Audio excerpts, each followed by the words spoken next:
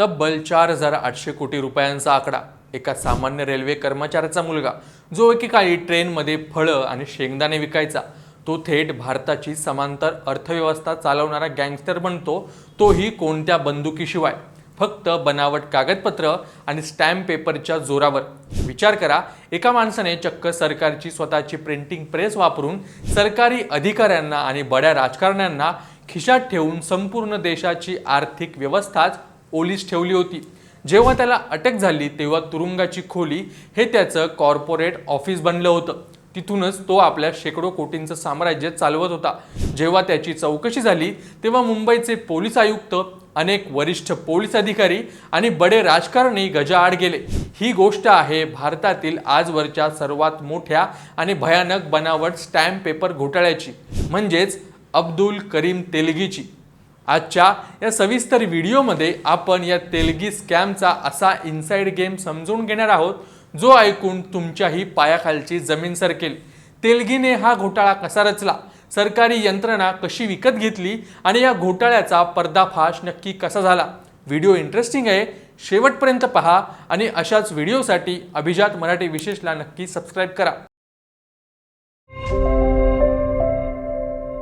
या संपूर्ण महाघोटाळ्याची सुरुवात होते कर्नाटक आणि महाराष्ट्राच्या सीमेवर असलेल्या बेळगाव जिल्ह्यातील खानापूर या एका छोट्याशा गावातून।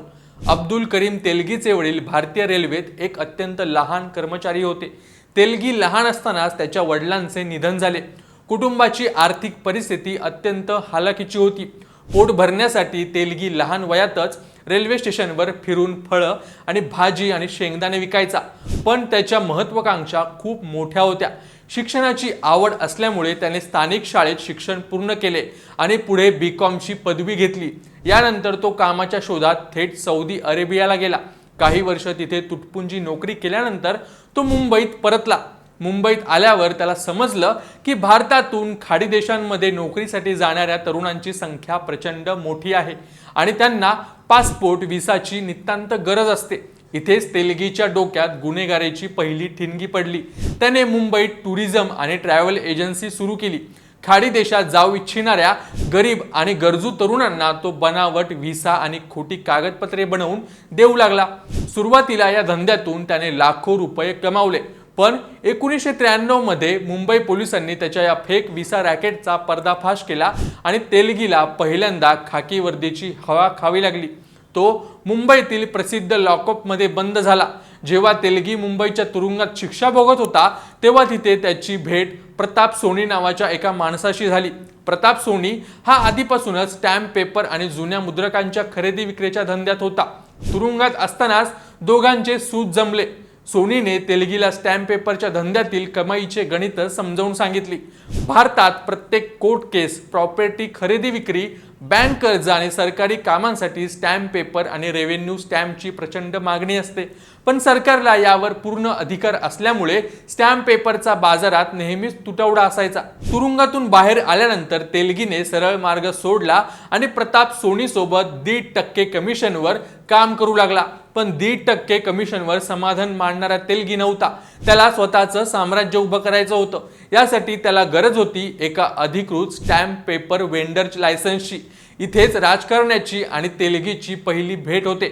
महाराष्ट्रातील राजकीय ओळखींचा वापर करून आमदारांच्या शिफारशीने तत्कालीन विलासराव देशमुख सरकारच्या काळात तेलगीने मुंबईत अधिकृत स्टॅम्प पेपर विकण्याचे लायसन्स मिळवले। मार्च 1994 मध्ये त्याने मुंबईच्या उच्चभ्रू फोर्ट भागातील पोलीस कोर्ट लेन येथील फिएन्स मॅन्शन्समध्ये आपले आलिशान ऑफिस सुरू केले। अधिकृत लायसन्स हाताशी आल्यावर त्याने सुरुवातीला सरकारकडून मिळालेले खरे स्टॅम्प पेपर विकले, पण मागणी प्रचंड आणि पुरवठा कमी या परिस्थितीचा फायदा घेऊन त्याने खरा स्टॅम्प पेपरच्या आड बनावट स्टॅम्प पेपर विकण्याचा काळा धंदा सुरू केला। 1995 मध्ये सोबती प्रताप सोनी सोबतच्या मतभेदांमुळे मुंबई पोलिसांनी पुन्हा एकदा तेलगीवर गुन्हा दाखल केला, पण यावेळी तेलगीच्या डोक्यात एक भयानक आणि अचाट कल्पना शिजत होती। त्याने विचार केला, आपण दुसऱ्यांचे बनावट स्टॅम्प पेपर किती दिवस विकायचे, आपण स्वतःचीच समांतर सरकारी प्रिंटिंग प्रेस का सुरू करू नये। यासाठी त्याला गरज होती अशा माणसांची ज्याला सरकारी स्टॅम्प पेपर छापण्याचे पूर्ण तांत्रिक ज्ञान आहे। तेलगीने नाशिकच्या इंडियन सिक्युरिटी प्रेसमध्ये काम करणाऱ्या माधव तुकाराम कुलठे या निवृत्त कर्मचाऱ्याला पैशाचे आमिष दाखवून आपल्या गळाला लावले। कुंठेला कागदांची साईज, शाईचा दर्जा, वॉटरमार्क आणि सप्लाय चेनची इत्थंभूत माहिती होती। नाशिकच्या इंडियन सिक्युरिटी प्रेसमध्ये जुन्या झालेल्या छपाईच्या मशीनचा लिलाव होणार होता। तेलगीने आपल्या राजकीय ओळखींचा आणि सरकारी अधिकाऱ्यांचा वापर करून त्या लिलावातून खऱ्याखुऱ्या सरकारी छपाई मशीन्स विकत घेतल्या। सरकारी अधिकाऱ्यांना लाच देऊन त्याने स्टॅम्प पेपर छपाईसाठी लागणारे मूळ, डाय आणि विशिष्ट शाई मिळवली। मुंबईच्या शिवडी भागात त्याने एक गुप्त गोडाऊन भाड्याने घेतलं आणि तिथे सरकारी मशीन्स बसवून हुबेहूब दिसणारे बनावट स्टॅम्प पेपर छापण्यास सुरुवात केली। नाशिकच्या प्रेसमध्ये जो स्टॅम्प पेपर छापला जायचा हुबेहूब तसा स्टॅम्प पेपर आता तेलगीच्या खासगी गोडाऊनमध्ये छापला जात होता। दोघांमधील फरक ओळखणे बड्या बँक अधिकाऱ्यांनाही शक्य नव्हते। तेलगीने या बनावट स्टॅम्प पेपरच्या विक्रीसाठी संपूर्ण देशभरात आपले नेटवर्क विणले होते। सुशांत कुमार दास सारख्या शेकडो एजंट्सना कामावर ठेवले।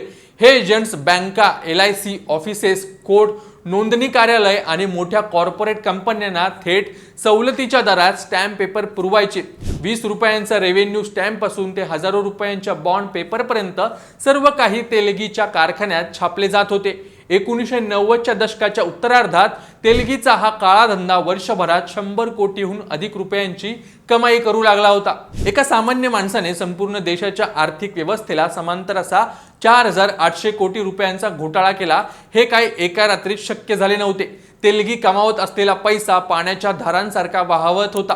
त्याने पोलीस अधिकारी, सनदी अधिकारी म्हणजेच IAS, IPS आणि बड्या राजकीय नेत्यांना आपल्या खिशात ठेवलं होतं। जेव्हा जेव्हा त्याच्यावर गुन्हे दाखल झाले तेव्हा पैसे फेकून त्याने स्वतःला वाचवले होते। स्वतःची पापं धुण्यासाठी आणि समाजात दानशूर म्हणून प्रतिमा निर्माण करण्यासाठी तेलगीने शेकडो गरिबांना स्वतःच्या खर्चाने हज यात्रेला पाठवले होते। मुंबईतील ग्रँड रोड येथील एका डान्स बारमध्ये तेलगी गेला होता। तिथे मुनमुन दत्त नावाच्या एका डान्सरवर त्याने एकाच रात्री तब्बल 93 लाख रुपये उधळले होते। त्याने मुनमुन दत्ताला मुख्य भूमिकेत घेऊन एका हिंदी चित्रपटाची ही निर्मिती सुद्धा केली होती। 2001 मध्ये राजस्थानच्या अजमेर येथून तेलगीला अखेर अटक करण्यात आली। त्याला बँगलोरच्या कारागृहात ठेवण्यात आले, पण तुरुंग त्याच्यासाठी शिक्षा नव्हती, तर एक 5 स्टार रिसॉर्ट बनलं होतं। बँगलोरला बदली झालेले कडक पोलीस अधिकारी KM धिंग्रा यांनी जेव्हा कारागृहांची पाहणी केली तेव्हा त्यांना एका खोलीत 4-5 मोबाईल फोन आणि अलिशान गाद्यांवर बसलेला तेलगी दिसला। धिंग्रा यांनी त्याला विचारले, नवीन घरात कसं वाटतंय? त्यावर तेलगी अत्यंत निवांतपणे म्हणाला की विशेष काही नाही, मी फक्त माझे कॉर्पोरेट ऑफिस मुंबईहून इथं शिफ्ट केले आहे। इतकंच नाही तर महाराष्ट्र आणि कर्नाटकच्या वरिष्ठ अधिकाऱ्यांनी मुंबईतील कुलाबा येथील एका आलिशान बंगल्यावर धाड टाकली तेव्हा तपास करणारे वरिष्ठ पोलीस अधिकारीच तेलगी सोबत बसून चिकन बिर्याणी खात गप्पा मारत बसल्याचे दृश्य समोर आले होते। 90 दिवसांच्या कोठडीत तेलगीला एका मिनिटासाठीही खऱ्या तुरुंगात राहावे लागले नव्हते।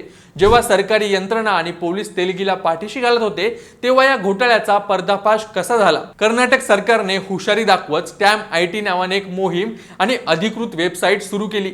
या वेबसाईटमुळे बाजारात मिळणारे स्टॅम्प पेपर खरे आहेत की बनावट हे सामान्य लोकांना आणि बँकांना तपासणे शक्य झाले।